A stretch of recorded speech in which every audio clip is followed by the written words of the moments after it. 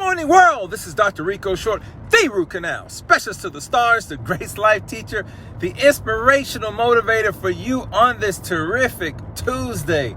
Man, I have a word for you, man. I have a word like some pig feet been cooking in a crock pot for about 10 hours. Tender word, man. Disclaimer, I don't eat pig feet. I'm just saying. Maybe a roast. Maybe a roast that's been simmering in the crock pot for 10 hours. Or maybe a Boston butt that's been simmering on that green egg for about 8 hours. Man, I got a word for you this morning, man. And this word is going to challenge you, but also this word is going to free you. And the word is advance without answers. Advance without answers. See, we in life have to learn how to advance without answers. Proverbs 3 says, trust in the Lord and lean not into thine own understanding. Acknowledge him in all your ways and he shall do what? He shall direct your path. See, in life, man, we will all be challenged in some area where we feel like we need closure in order to move forward.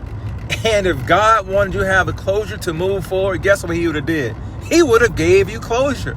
Sometimes you have to move forward without closure. It just reminded me of, my own life. When I was born by my mother as a single parent. Didn't know where my father was. My mom just told me, well, when I was pregnant, he decided just to leave. And he was a nice guy. I don't know why he left. And I just believed it. And she said he was Indian. So my whole life, I thought my dad was Indian, like Tonto, like TP Indian, like an American Indian with the feathers in his hat and the hat and all that stuff and doing the rain dance. But I didn't even know. I just knew I looked different from everybody else. So as I started progressing and asking my mom questions, she said, yeah, he was from somewhere down there in Guyana. I'm like, Guyana? I was like, wait a minute, ain't too many indigenous Indians in Guyana, are there? And then I was thinking, I said, maybe he's like Guyanese Indian, maybe. I didn't know. So over a period of time, when I say a period of time, man, I tried to find my father because I didn't know anybody on that side of the family.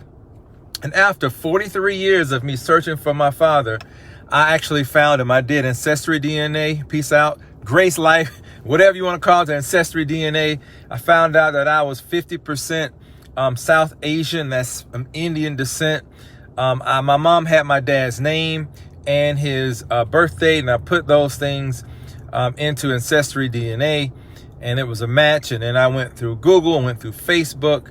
I found a name that matched, that was associated with him. I put a crazy Facebook messenger out there. Didn't know if this person was going to reach back. That person did. And make a long story short, I found out I had a sister that I never knew I had. My sister happened to live with my dad, and I was able to connect with my biological father after 43 years. And when I finally connected with him, he said, son, I need to tell you my side of the story. So my dad came and to Atlanta. And when he stepped foot in Atlanta, my wife, she was like, hold on now, how you know this is your real dad? So we got a paternity test. It came back 99.99%. Like Mario Povich said, you are the father. And then I look like my dad. I walk like him too. So I look like both of them. And so he told me his side of the story. So I heard my mom's side and I heard his side, and I had to figure it out in the middle. And if you want to know more about it, I have, you look it up on YouTube, Dr. Rico Short's Find His Biological Father, you'll see the whole story. And you know what? That, in a sense, gave me some closure. It gave me closure on who my dad is. And I knew who my mom was, but what was the true story? Was it my mom's side? Was it my dad's side? Or was it somewhere in the middle?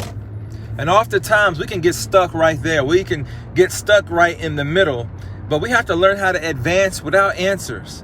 And I just say, God, you know what? Whatever the truth is, Lord, I just trust you. I'm glad that I'm alive. I'm glad that you give me an opportunity to know who my dad is now. And I'm glad that you give me an opportunity to know that I have two beautiful sisters. And, I have two beautiful nieces and one nephew.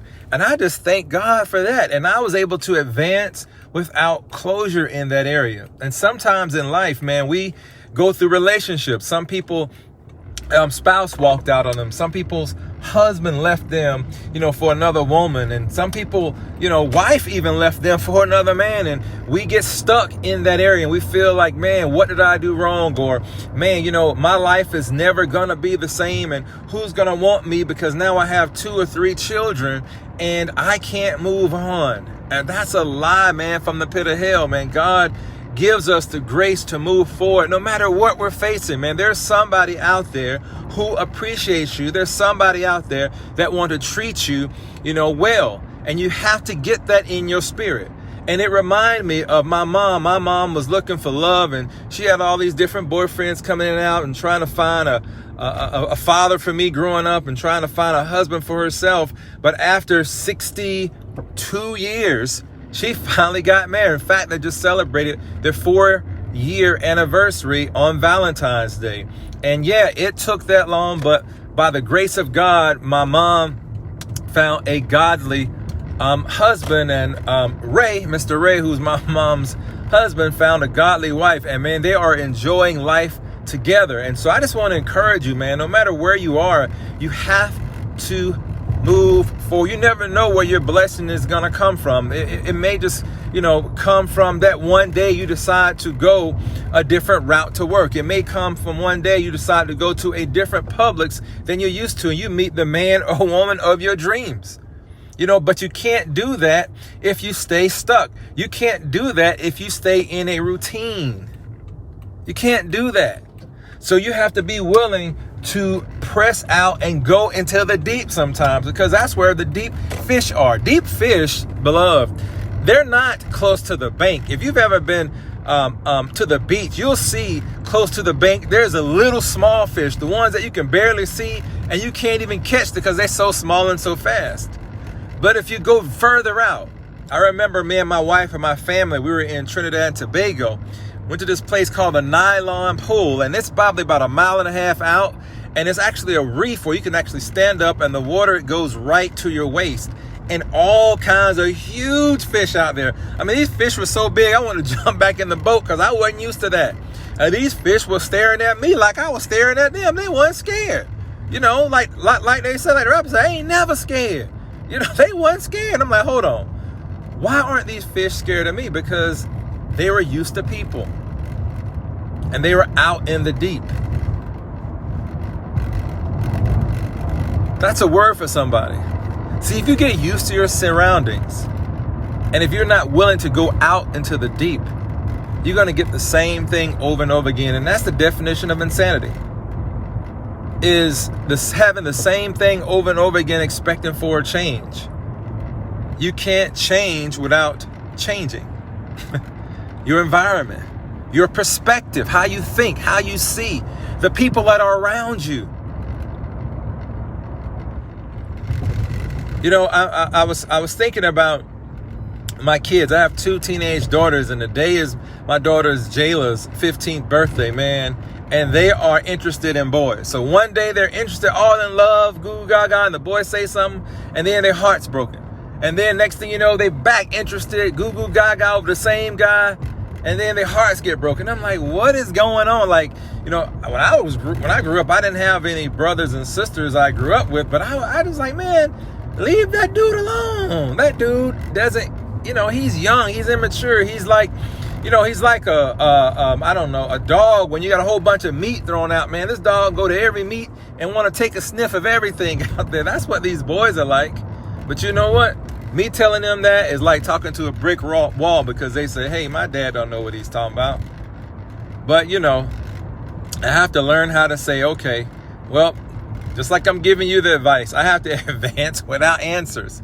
I have to trust God that, hey, God, you have the right person already in store for both of my children. I pray that over them. I say, Lord, I pray that you give both of my kids godly husbands that will respect them, that will love on them, and will treat them like daughters of the King. That's right. I pray that over them. And I want to encourage you. If you have kids, if you have daughters, pray that over them. Pray that blessing over them and let them hear that blessing over them, because they're going to pick, listen to what I'm saying, the husband like the man they see in their lives. Ooh, that's a word for somebody right there. I can do the bankhead bounce on that. Your daughter is going to pick the husband, the spouse, that they see the man in their life to be. And how that man treats their mother. I can say that one more time for the people in the back watching. Your daughter is going to pick for a spouse that man they see in their lives and how they treat and how they speak to their mother. And likewise, if you have a son, same thing. That son looks up to the mom. And oftentimes, that son is going to pick a spouse that reminds them of their mom. So, mom, how are you treating that son? And mom, how are you treating the husband? How are you treating the husband? How are you treating that man? Are you fussing at him all the time? Are you always putting him down? Or are you spending time to build him up in front of the kids? I'm not saying behind the closed door. I'm talking about in front of the kids and say, hey, baby, I know you're not perfect, but I thank you for all that you're doing. I thank you that you are providing for our family. I think that you are being an example for our son to follow. Because men need that. Men need to be encouraged. Because when you encourage your man, he continues and being the king that you want him to be. I'm going to repeat that. When you encourage your man, it builds him up and it allows him to sit on the throne that God has called him to, so he can be the man and the king he was designed to be. But if you tear that man down, instead of him sitting on the throne, he's going to feel like he's a vagabond. He's going to feel as if he's useless. And then you're going to wonder, why is he treating you like that? Or why is he speaking like that? Or why does he seem like he doesn't have energy? It's because that God has designed you, ladies, to be his helpmate, to be his encourager, so that he can continue to provide for the family. I'm not talking about just physical stuff. I'm talking about emotional security. I'm talking about companionship. I'm talking about spiritual maturity, so that he can pray over you and pray over the home and pray over your business and pray over your health. That's right. And when both parties are working in how can I say this? In harmony, that's how you can see that you're going to have a marriage that is like heaven on earth. I'm not saying a perfect marriage. I'm saying a marriage that God can use and to work out the kinks over time. But you have to learn how to advance without answers. And that's the message I want to give you today. Whatever that's hanging you up right now about your spouse, about your kids, about whatever it takes, I want you to advance without answers. Because if God wants you to have closure, he would have given it to you.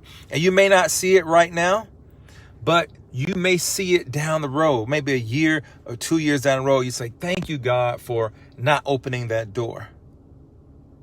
Because you have to thank God for not opening the doors, just like God would open certain doors. You get me? Got it? Good. Love y'all, man. Y'all have a terrific Tuesday, man. Just remember, man, sometimes you have to move forward without answers.